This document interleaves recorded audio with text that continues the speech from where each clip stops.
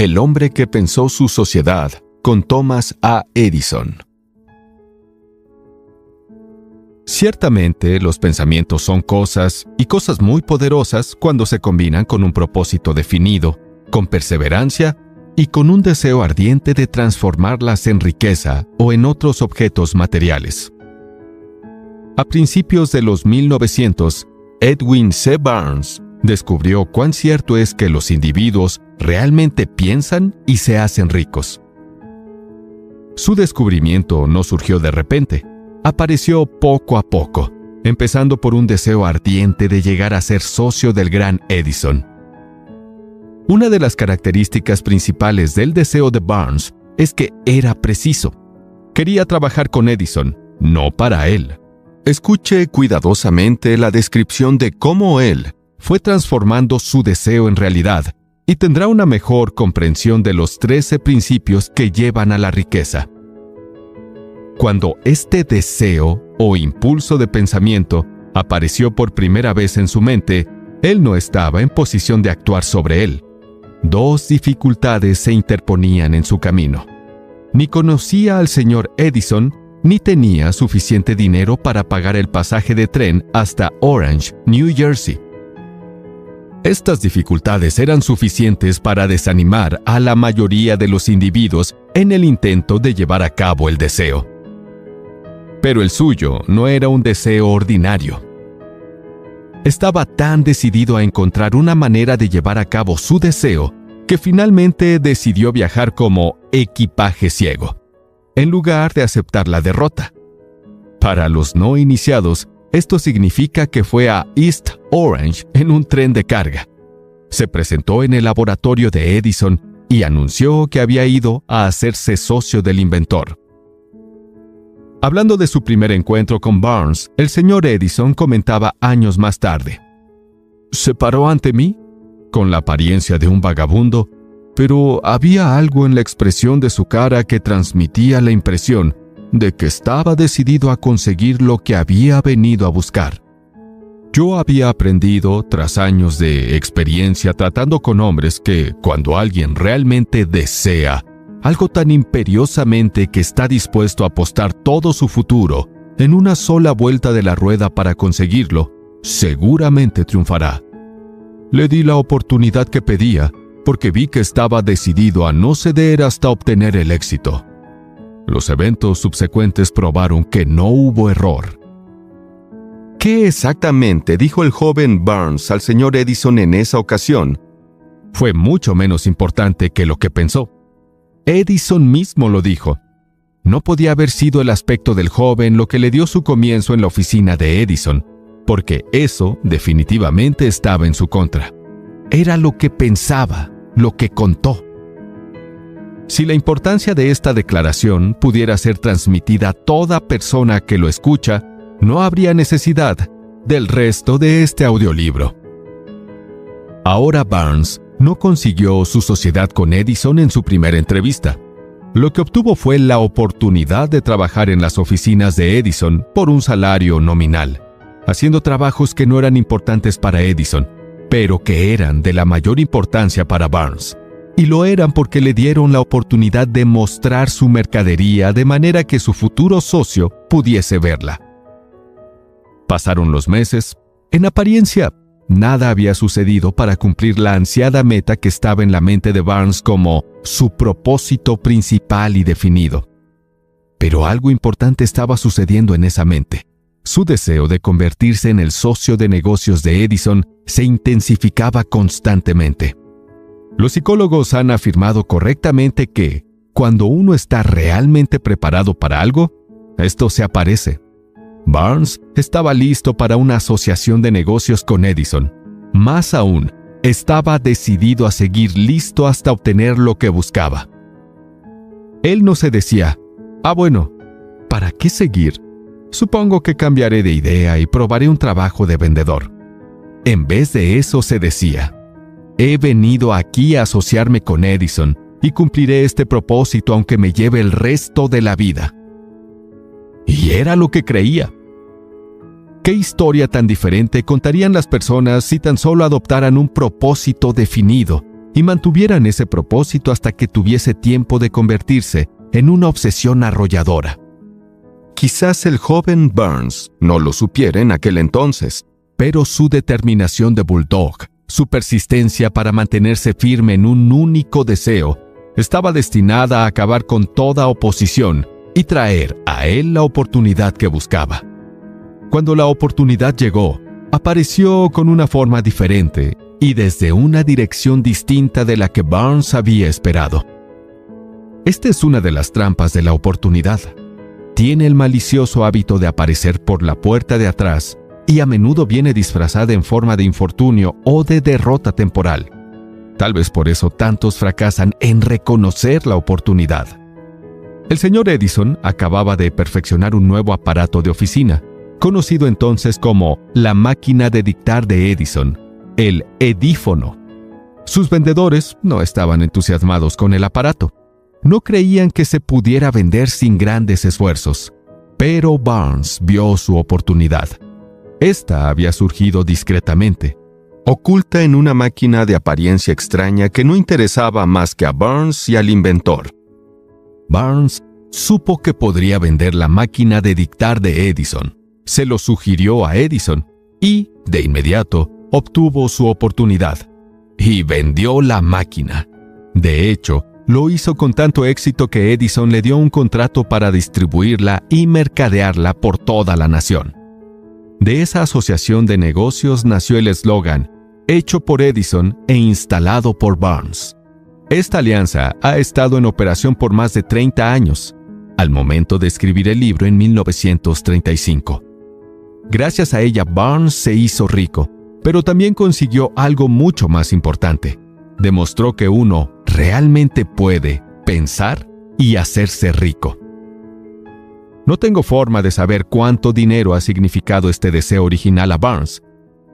Quizá 2 o 3 millones de dólares, pero el monto, cualquiera que sea, se torna insignificante cuando se la compara con el activo aún mayor que adquirió en forma de conocimiento definitivo de que un impulso intangible de pensamiento puede transmutarse en su contraparte física mediante la aplicación de principios conocidos. Burns literalmente se pensó asociado con el gran Edison. Se pensó dueño de una fortuna. No tenía nada con que empezar, excepto la capacidad de saber lo que deseaba y la determinación de mantenerse firme en su deseo hasta realizarlo. No tenía dinero para empezar. Tenía solo poca educación. No tenía influencias, pero tenía iniciativa, fe y la voluntad de ganar. Con estas fuerzas intangibles, se hizo el socio número 1 del mayor inventor que ha vivido. Ahora, escuchemos una situación diferente y estudiemos un hombre que tenía muchas riquezas tangibles, pero las perdió, porque se detuvo a solo 1 metro de la meta que buscaba. A 1 metro del oro. Una de las causas más comunes del fracaso es el hábito de renunciar cuando uno es golpeado por una derrota temporal. Toda persona es culpable de este error en un momento u otro. Un tío de R.U. Darby fue presa de la fiebre del oro en los días de esa fiebre y se fue al oeste a cavar y hacerse rico. Nunca había escuchado que más oro se ha sacado del cerebro humano que de la tierra. Logró una concesión y comenzó a trabajar con pico y pala. El trabajo era duro, pero su deseo por oro era definitivo. Después de unas semanas, su trabajo fue recompensado por el descubrimiento de una veta de mineral brillante. Ahora, necesitaba maquinaria para llevar el mineral a la superficie. Discretamente cubrió la mina, volvió sobre sus pasos a su hogar en Williamsburg, Maryland, y habló a sus parientes y a algunos vecinos de su golpe de suerte. Entre todos, reunieron el dinero necesario para la maquinaria y le enviaron. Darby y su tío volvieron a trabajar en la veta. Extrajeron el primer carro de mineral y lo enviaron a un fundidor. Las utilidades demostraron que poseían una de las minas más ricas de Colorado. Con unos pocos carros más de mineral, pagarían todas las deudas. entonces llegarían las grandes ganancias. Cuando bajaron los taladros, subieron las esperanzas de Darby y su tío. Pero entonces algo sucedió. La vena de mineral de oro desapareció. Habían llegado al final del arco iris y la olla de oro ya no estaba allí. Y aunque siguieron perforando en un desesperado intento para volver a encontrar la veta, no tuvieron éxito. Finalmente, decidieron renunciar. Vendieron la maquinaria a un chatarrero por unos pocos cientos de dólares y tomaron el tren de vuelta a casa. Algunos chatarreros pueden ser un poco tontos, pero este no. Llamó a un ingeniero de minas para que mirara la mina e hiciera unos cálculos. El ingeniero le informó que el proyecto había fracasado porque los dueños no estaban familiarizados con las vetas falsas. Sus cálculos indicaban que la veta reaparecería a 1 metro de donde los Darby habían dejado de perforar. Allí fue, precisamente, donde fue encontrada. El chatarrero extrajo millones de dólares en mineral de oro a aquella mina porque sabía lo suficiente como para buscar el asesoramiento de un experto antes de darse por vencido. La mayor parte del dinero que se había invertido en maquinaria la había conseguido de los esfuerzos de R.U. Darby, quien entonces era un hombre muy joven. El dinero había salido de sus parientes y vecinos, que tenía fe en él. Al final, les pagó de vuelta hasta el último dólar, aunque tardó años en hacerlo. Mucho tiempo después, Darby se resarció sobradamente de su pérdida cuando descubrió que el deseo puede ser transmutado en oro. Eso le ocurrió luego de ingresar en el negocio de vender seguros de vida. Recordando que había perdido una inmensa fortuna por haberse detenido a 1 metro del oro, Darby se benefició de esa experiencia en su trabajo elegido, con el sencillo método de decirse a sí mismo: me detuve a 1 metro del oro, pero nunca me detendré porque alguien me diga no, cuando yo les pida que me compren un seguro. Darby es uno de menos de 50 hombres que venden más de $1 millón anuales en seguros. Él debe su tenacidad a la lección que había aprendido de su renunciedad al haber renunciado en el negocio de minería de oro. Antes de que el éxito aparezca en la vida de cualquier individuo, es seguro que éste se topará con muchas derrotas temporales y quizá con algún fracaso. Cuando la derrota se adueña de la persona, lo más fácil y más lógico que puede hacer es renunciar. Eso es exactamente lo que hace la mayoría. Más de 500 de los hombres más exitosos de este país le han comentado al autor que su más grande éxito vino justo un paso después del punto en el cual la derrota se había apoderado de ellos. El fracaso es un bromista con un agudo sentido de la ironía y el engaño. Le encanta ponernos zancadillas cuando el éxito está casi a nuestro alcance. Una lección de perseverancia de 50 centavos. Poco después de que Darby recibiera su título en la Universidad de los Golpes Duros y decidiera sacar provecho de su experiencia en el negocio del oro, tuvo la buena fortuna de estar presente en una ocasión que le demostró que no necesariamente significa no. Una tarde ayudaba a su tío a moler trigo en un viejo molino. El tío operaba una granja grande, donde vivían cierto número de granjeros arrendatarios. La puerta se abrió silenciosamente y una niña negra, hija de uno de los arrendatarios, entró y se situó junto a la puerta. El tío levantó la vista, miró a la niña y le gritó con dureza: ¿Qué quieres? Humildemente la niña respondió: Mi mami dice que le mande 50 centavos. No voy a hacerlo, replicó el tío. Y ahora corre a tu casa. Sí, señor, dijo la niña, pero no se movió. El tío siguió con su trabajo, tan ocupado que no prestó atención a la niña y no se dio cuenta de que no se había marchado. Cuando levantó la mirada y vio que todavía seguía allí parada, le gritó: He dicho que te vayas a tu casa. Ahora, vete o te daré una paliza. Sí, señor, dijo la niña, pero no se movió ni una pulgada. El tío tiró un saco de grano que estaba por echar en la tolva del molino cogió un bastón de barril y empezó a acercarse a la niña con una expresión que decía «problemas». Darby contuvo el aliento. Estaba seguro de hallarse a punto de presenciar un asesinato. Sabía que su tío tenía un temperamento feroz y que en aquella época, un niño negro nunca debía desafiar a un blanco en esa parte del país. Cuando su tío llegó donde estaba la niña, ella dio un rápido paso al frente, le miró a los ojos y gritó con todas sus fuerzas: «¡Mi mami tiene que tener esos 50 centavos!». El tío se detuvo, la miró por un minuto y luego dejó lentamente el bastón de barril a un lado. Se metió la mano en el bolsillo, sacó $0.50 y se lo dio. La niña tomó el dinero y caminó hacia la puerta, sin quitar nunca los ojos del hombre al que acababa de conquistar. Después de que se hubo marchado, el tío se sentó en una caja y miró por la ventana por más de 10 minutos. Estaba reflexionando, sorprendido, sobre la paliza que acababa de recibir. Darby también pensaba. Esa era la primera vez en toda su experiencia que había visto a una criatura de color dominar a un adulto blanco. ¿Cómo lo había hecho? ¿Qué le había ocurrido a su tío para que perdiera su ferocidad y se volviera tan dócil como un cordero? ¿Qué extraño poder había usado esa niña para hacerse ama de la situación? Estas y otras preguntas similares destellaban en la mente de Darby, pero no halló las respuestas hasta años después, cuando me relató la historia.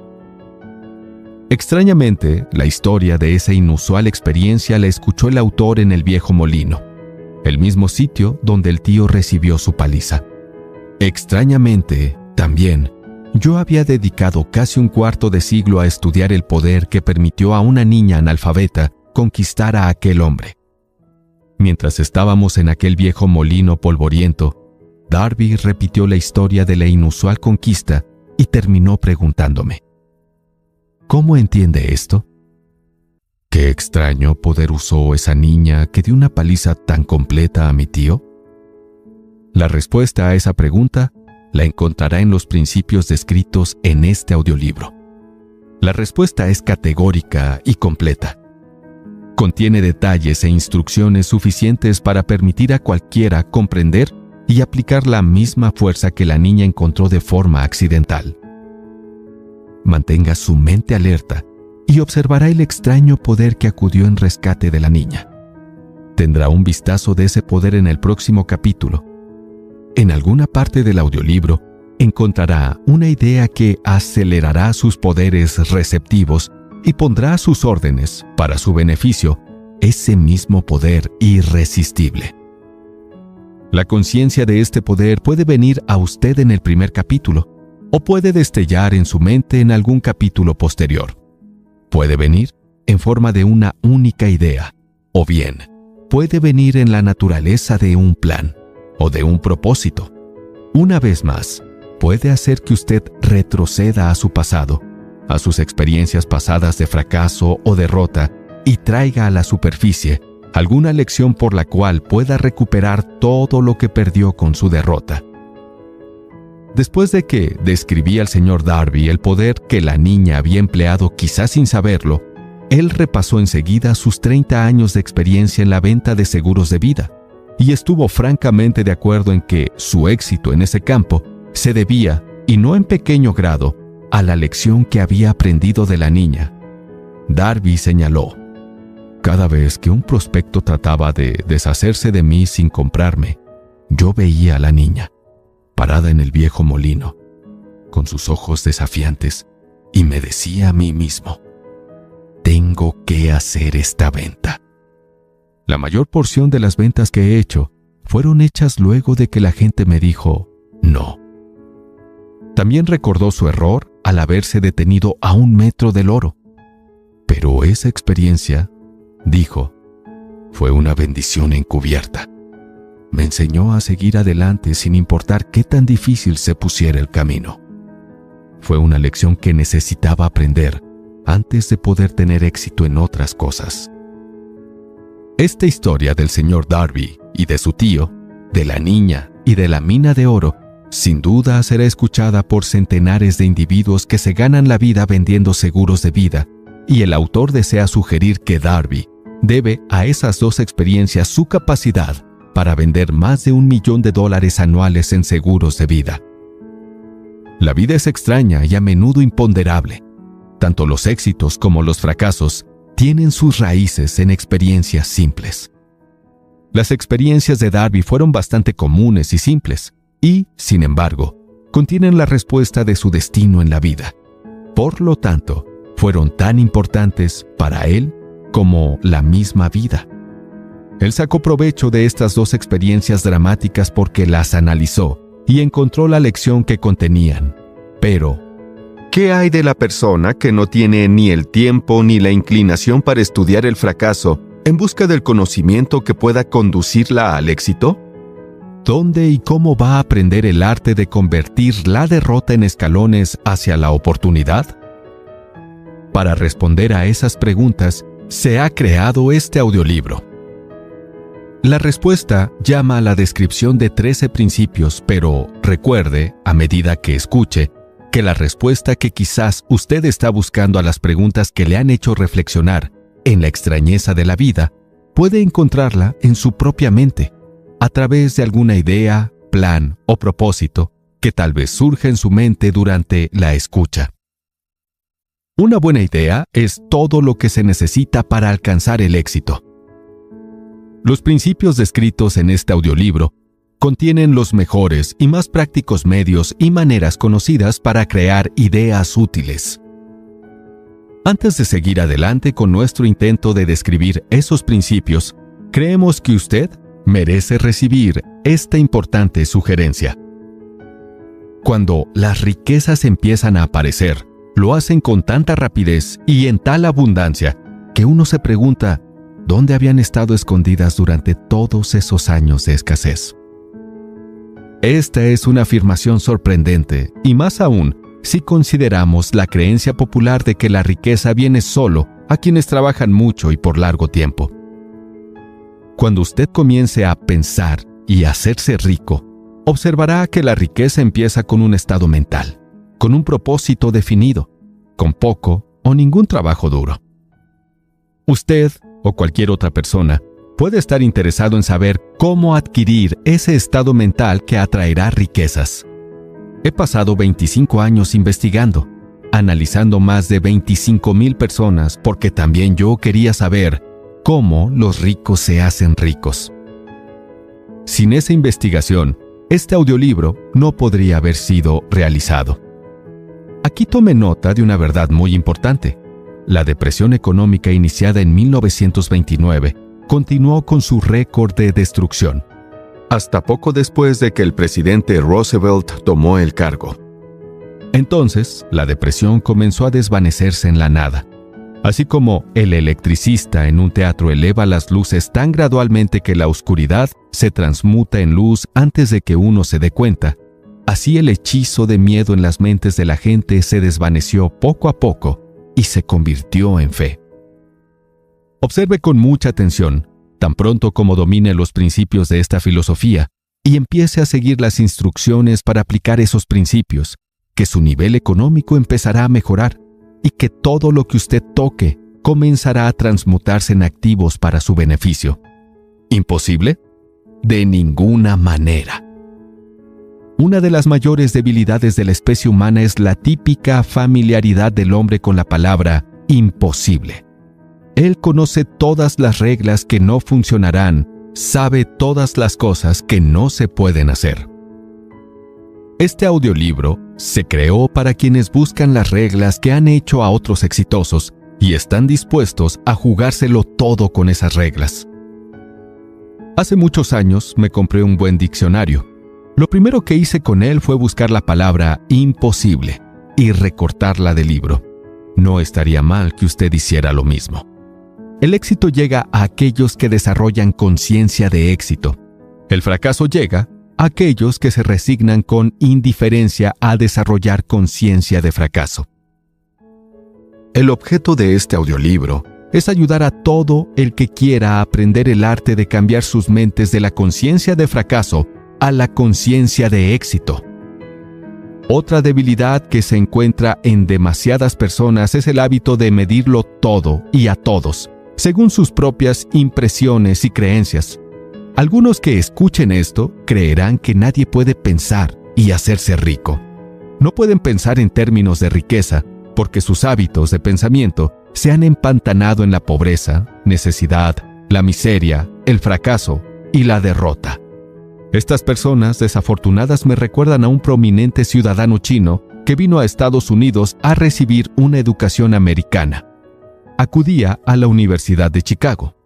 Un día, el presidente Harper se encontró con ese joven oriental en el campus. Se detuvo a charlar con él unos minutos y le preguntó qué le había impresionado como la característica más notable del pueblo estadounidense.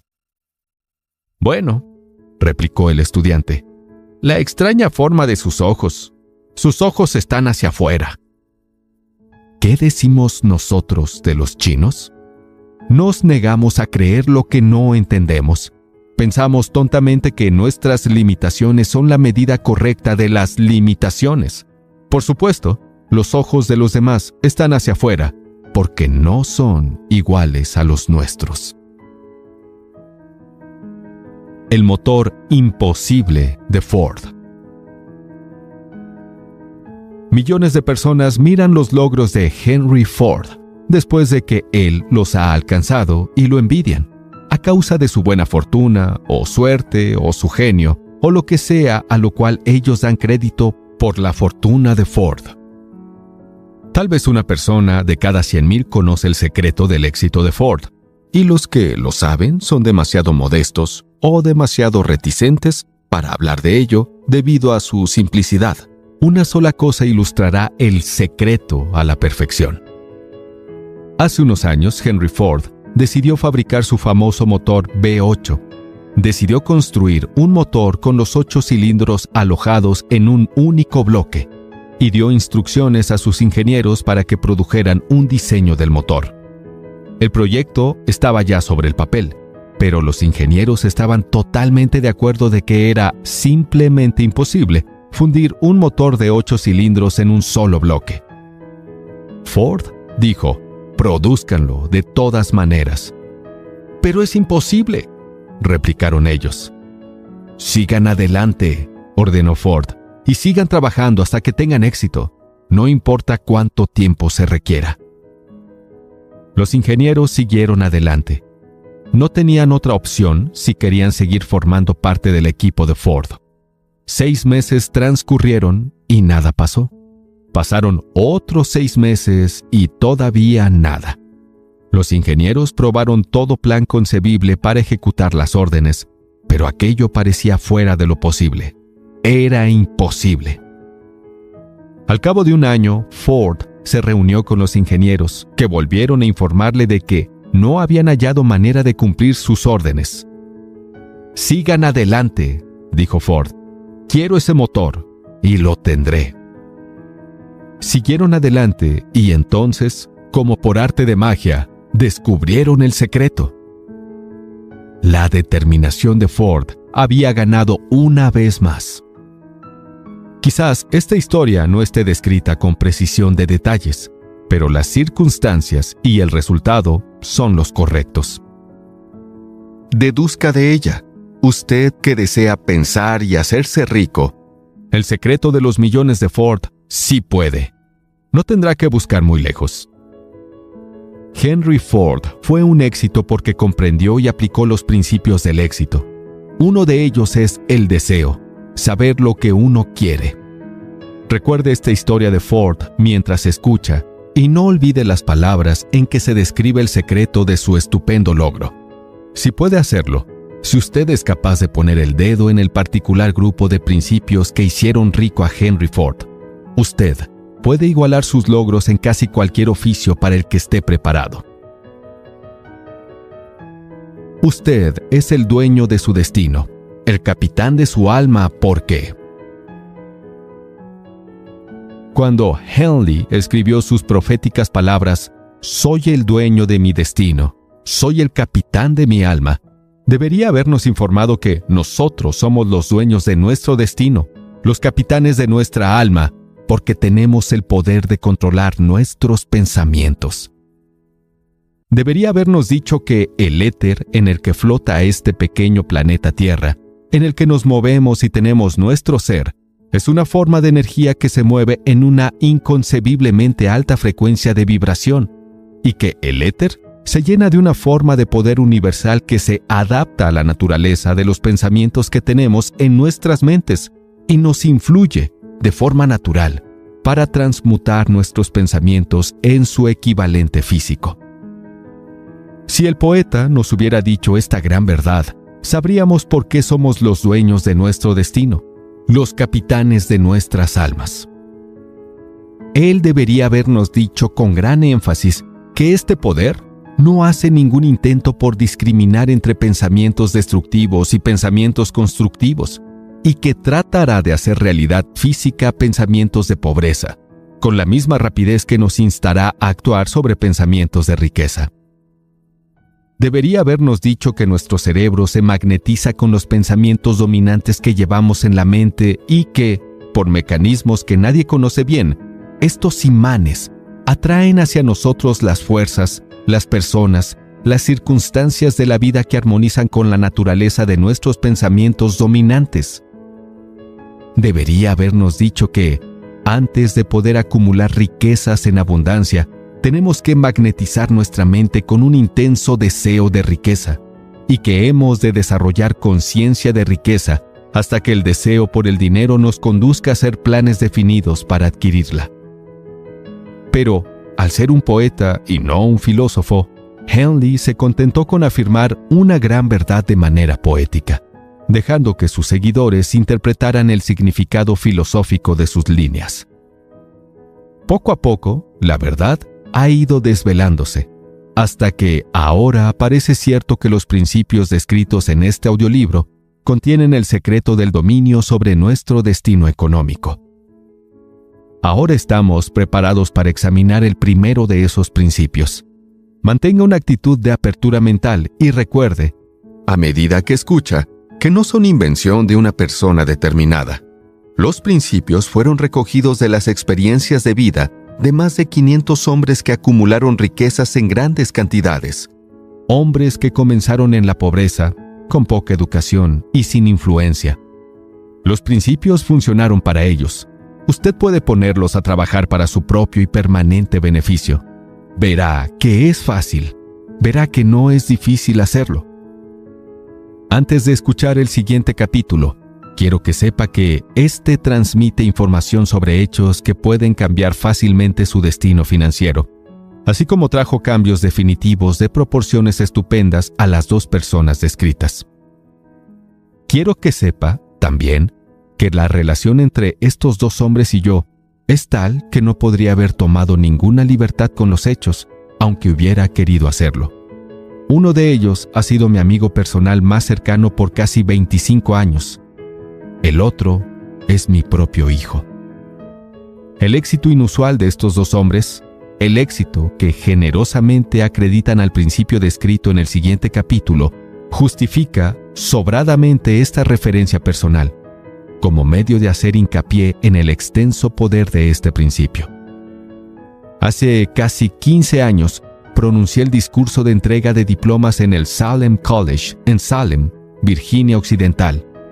Acentué el principio descrito en el próximo capítulo con tal intensidad que uno de los miembros de la clase que obtendría el diploma se lo apropió y lo convirtió en parte de su propia filosofía.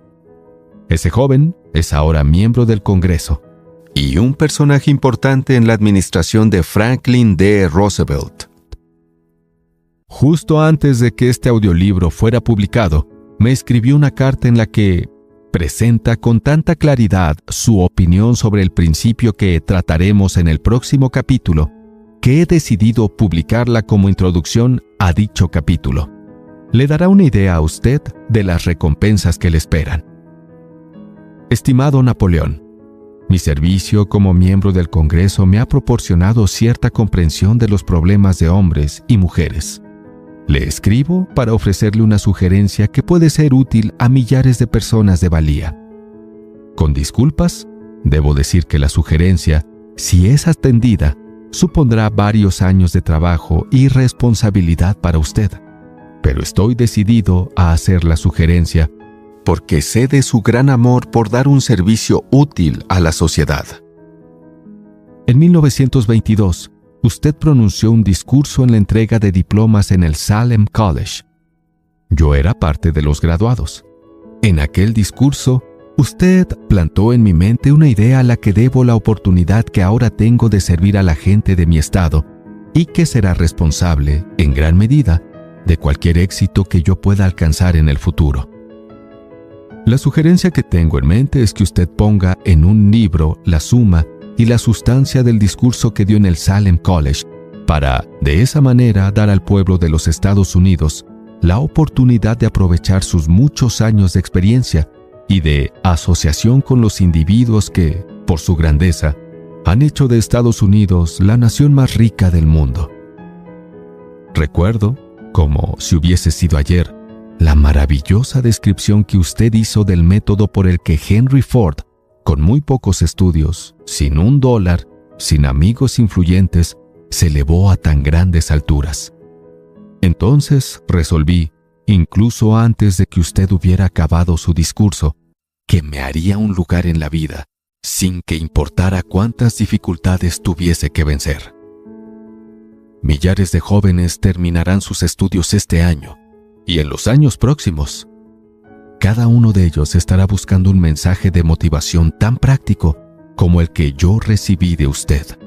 Querrán saber a dónde acudir, qué hacer para empezar en la vida. Usted puede decírselo, porque usted ha ayudado a resolver los problemas de tanta gente. Si hay alguna posibilidad de que pueda permitirse el lujo de hacer tan gran servicio, me permito ofrecer la sugerencia de incluir en todos los libros uno de sus gráficos de análisis personal, con el fin de que el comprador del libro puede tener el beneficio de un autoinventario completo, indicando, como usted me lo indicó hace años, exactamente lo que se interpone en el camino del éxito. Un servicio de este tipo que daría a los lectores de su libro una imagen completa y objetiva de sus defectos y sus virtudes, significaría para ellos la diferencia entre el éxito y el fracaso. Sería un servicio que no tendría precio. Millones de personas se enfrentan ahora al problema de volverse a levantar. Después de la terrible depresión que inició en 1929, y hablo por experiencia personal cuando le digo, sé que estas buenas personas agradecerían la oportunidad de decirle sus problemas y recibir sus sugerencias de solución. Usted sabe los problemas de aquellos que enfrentan a la necesidad de comenzar de nuevo. En Estados Unidos, hay miles de jóvenes hoy que quisieran saber cómo convertir ideas en dinero, y gente que debe empezar desde abajo, sin dinero, y recuperarse de lo que perdieron con la depresión. Si alguien puede ayudarles, es usted. Si publica el libro, me gustaría tener el primer ejemplar que salga de la imprenta, autografiado por usted. Con mis mejores deseos, créame, cordialmente suyo, Jennings Randolph.